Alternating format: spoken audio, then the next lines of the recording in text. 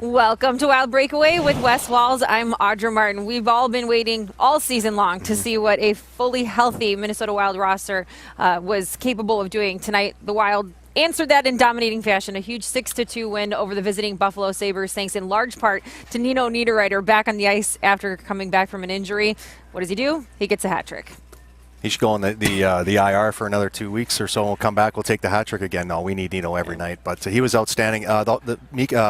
Mikael Granlund, Mikko Koivu were playing with him as well, and they were outstanding here the whole night. And really, what makes this Minnesota Wild team so dangerous when getting everybody back in the lineup is any one of the top 3 or 4 lines can really hurt you. It was the Stahl line a couple nights ago against the Florida Panthers, and tonight it was Mikko Koivu's line that really dominated the Buffalo Sabres. Devan Dubnyk didn't have to make too many huge saves, but I thought he was really, really sharp.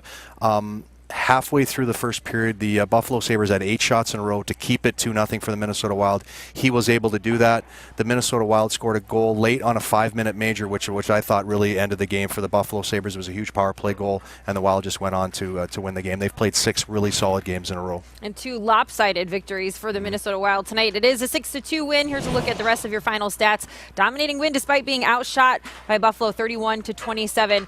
Able to strike on the power play, 1 for 3 on the man advantage tonight. And that penalty kill, it continues to be rock solid. A perfect 3 for 3 here tonight, proving why they're one of the best kills, especially on home ice.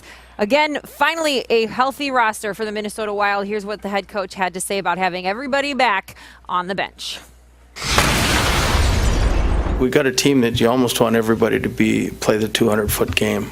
We don't have, like the Ovechkins that can just score, when they want to, it seems like. But if we get everybody playing the 200-foot game, then every night it's a good chance that it's going to be a different line that scores.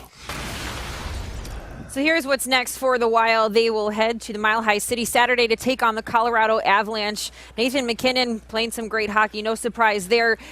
Maybe a surprise to some is the fact that the Colorado Avalanche still very much in the thick of things when it comes to a push for a playoff position, considering last year it was a very rough season for that team. But they're playing some good hockey on a 3-game win streak right now. Could possibly make it 4 if they win this one tonight. They definitely are. And I mean, it was a long, long year for a lot of those guys in that locker room, only winning 22 games.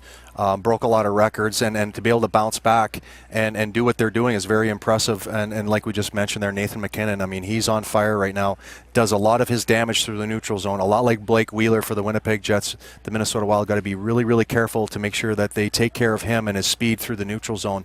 For the Colorado Avalanche, a couple injuries that'll kind of knock them down a little bit, I think, over the long term. Tyson Barrie, a great power play specialist, defenseman who plays 25 minutes a game. He's got a broken hand. He's been out for about 10 days or so, and Varlamov, their number 1 goalie, it just got injured too. So we're going to see if this Colorado Avalanche club can overcome a couple of pretty significant injuries to their team. Well, 2018 is off to a good start for the Minnesota Wild. 2 for 2 so far. We'll see if they can make it 3 in a row on Saturday against the Avalanche. We will see you then. In the meantime, for Wes Walls, I'm Audra Martin. Thanks for joining us on Wild Breakaway.